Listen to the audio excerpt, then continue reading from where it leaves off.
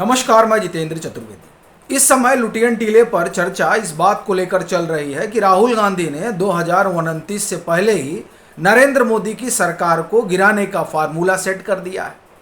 अच्छा, फिर उसके एवज में ये बताया जा रहा है कि साहब देखिए कर्नाटक में क्या हुआ, कितना स्मूथ जो है वो सत्ता का हस्तांतरण हो गया। बड़े आराम से सिद्धरामैया ने इस्तीफा दे दिया और डीके शिवकुमार का नाम आगे कर लिया। अब इससे बेहतरीन उदाहरण और क्या हो सकता है दक्षिण की 125 सीटें साधने का, और फिर उसमें तमिलनाडु का भी हवाला दिया जा रहा है। अब यह बात समझ से परे है कि क्या वाकई में राहुल गांधी ने कोई ऐसा मास्टर स्ट्रोक खेल दिया है। अच्छा, उसमें एक और चीज जोड़ दी गई है कि साहब देखिए राहुल गांधी ने कहा था ना कि मैं साल भर में गिरा दूंगा, ये उसी के तहत पूरी स्ट्रेटेजी बनी है। बड़ी बात यह है कि ये नरेंद्र मोदी की सरकार गिराने का फार्मूला सेट हुआ है या नरेंद्र मोदी को 350 सीट दिलाने का फार्मूला सेट हुआ है। अब ये जो प्रश्न है, इस प्रश्न के उठने की वजह है, कई लोग बता रहे हैं साहब, जिसमें आशुतोष जी का नाम मैं बड़ी प्रमुखता से लेना चाहूंगा। वो बाकायदे ये घूम घूम कर कहने में लगे हुए हैं कि 2029 का टेम्पो राहुल गांधी ने सेट कर दिया। अच्छा, वो 2029 का सेट करा रहे हैं और जो इनका कांग्रेस का आईटी सेल है वो 2029 से पहले ही नरेंद्र मोदी की सरकार गिरा दे रहा है।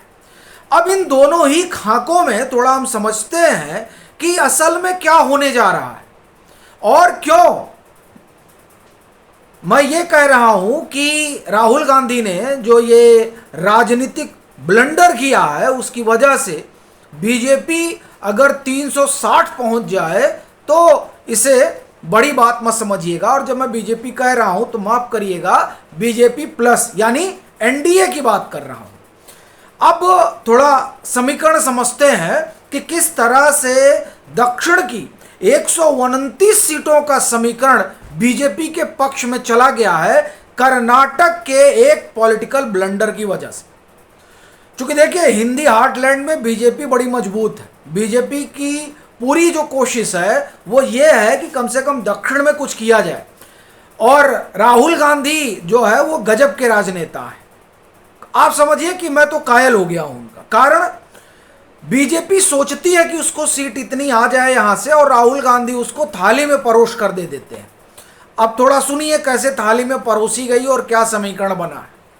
और शुरुआत करते हैं कर्नाटक से। देखिए कर्नाटक में यहां जो राहुल गांधी ने किया है उसे मैं पॉलिटिकल ब्लंडर क्यों कह रहा हूं, और वो है टीला। चूंकि नरेंद्र मोदी को देखना नहीं चाहता, टीला यानी लुटियन टीला, जिमखाना क्लब वाला जो पूरा गैंग है वो देखना नहीं चाहता है, तो वो तरह तरह के जो है कथनाक गढ़ता रहता है।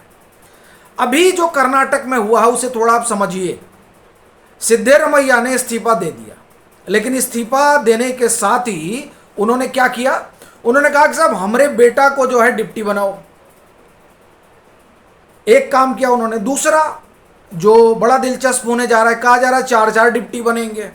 4-4 डिप्टी मतलब लिंगायत से एक डिप्टी होगा, एक दलित समाज से होगा, एक मुस्लिम समाज से होगा, एक ओबीसी से होगा।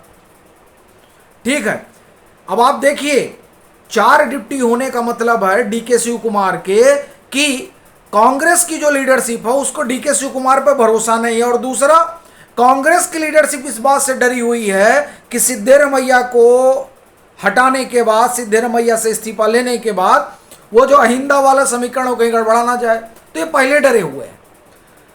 तीसरी चीज क्या हो रही है कि इस्तीफा देने से पहले ही जाति गणना वाला मसला सिद्धरामैया ने सॉल्व कर दिया। अब आप देखिए कि सिद्धरामैया राज्यसभा भी नहीं जा रहे हैं।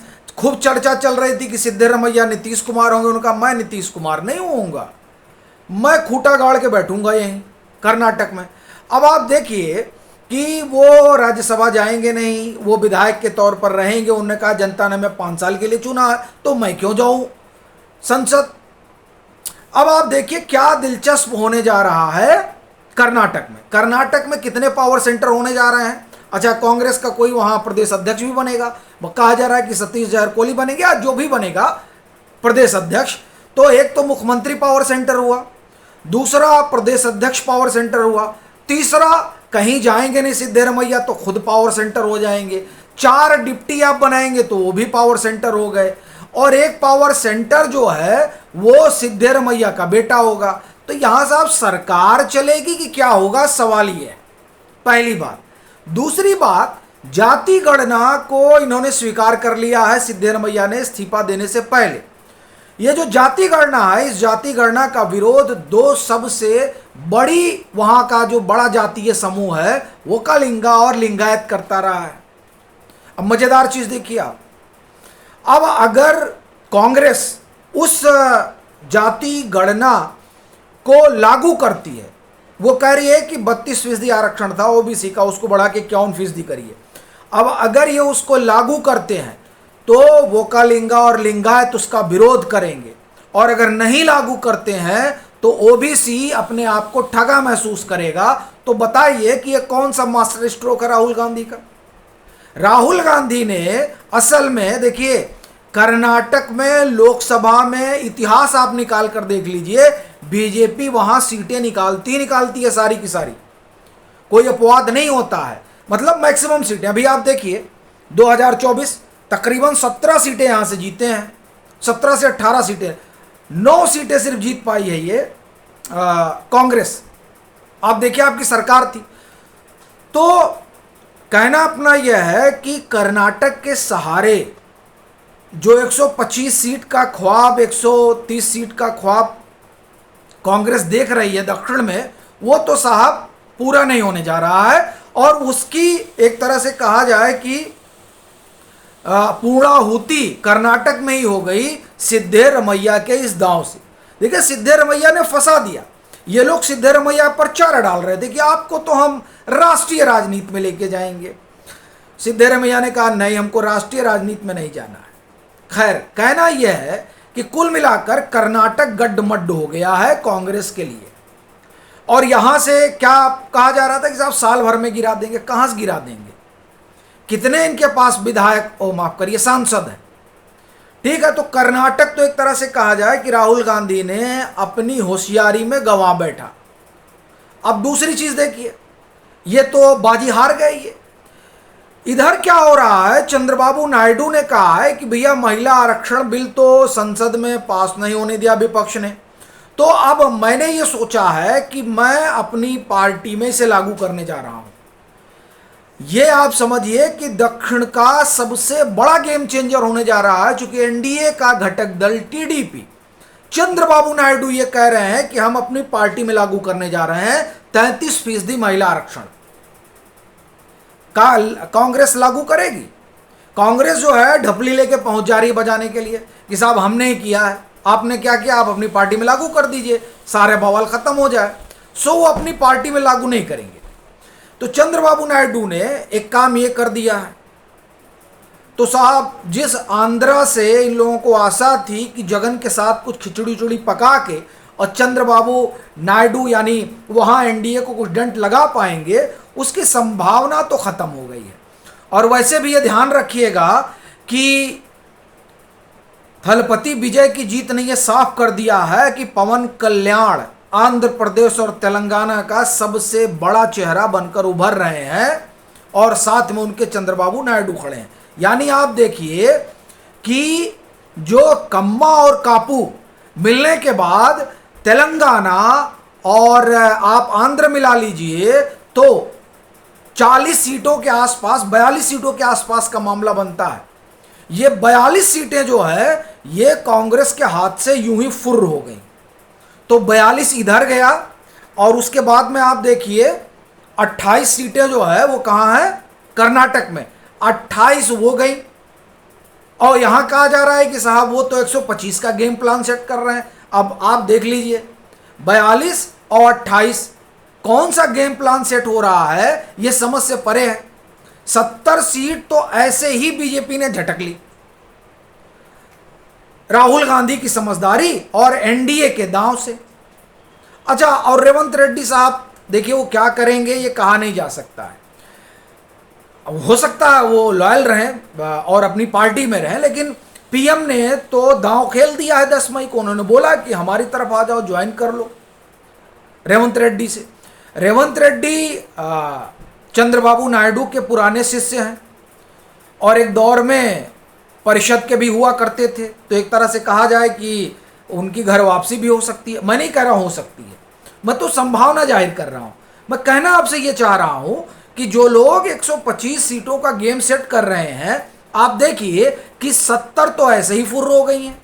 अब चले आते हम लोग तमिलनाडु, 39 सीटें हैं, एक कम 40। मजेदार चीज देखिए, बड़ा रोचक चल रहा है, दक्षिण का गुड़ा भाग सब बताते रहते हैं। अब इस 39 सीटों में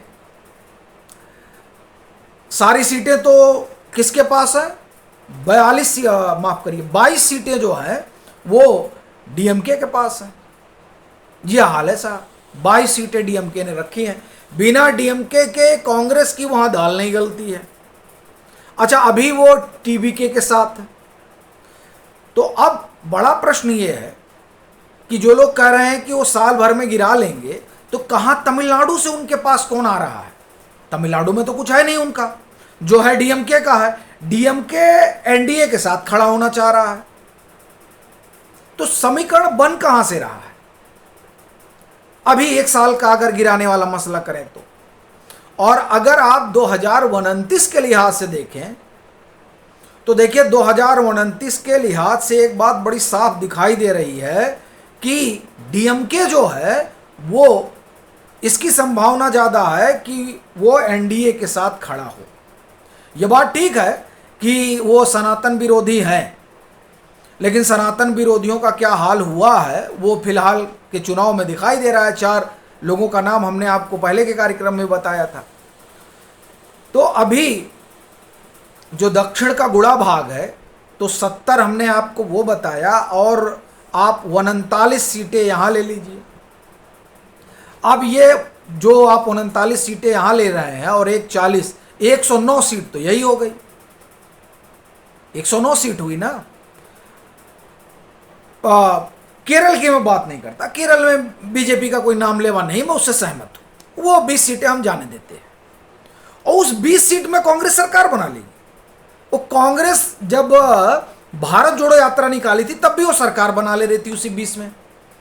मजेदार बात बताऊं, भारत जोड़ो यात्रा में राहुल गांधी ने सबसे ज्यादा दिन खर्च किए थे केरल में, जहां सभी जान रहे थे कि इनको सीटें मिलेंगी, और जहां सीटें कम मिली थी वहां गए ही नहीं।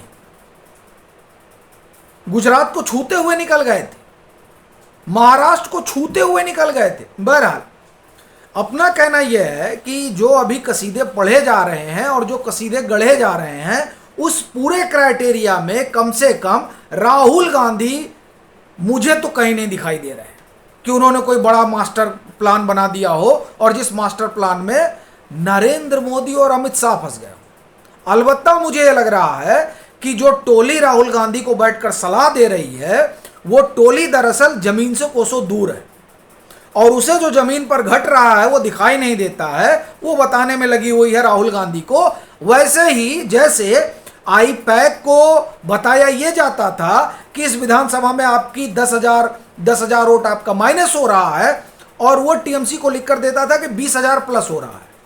कमोबेश यही स्थिति राहुल गांधी के साथ हो रही है। जो लोग ये बताने में लगे हुए हैं कि वो 125 का गेम सेट कर रहे हैं, वो बीजेपी के लिए सेट हो गया है, एनडीए के लिए सेट हो गया। कैसे, वो हमने आपको डिटेल में बताया। बाकी आप लोगों को कैसा लगा ये अपनी टिप्पणी के जरिए जरूर जाहिर करिएगा।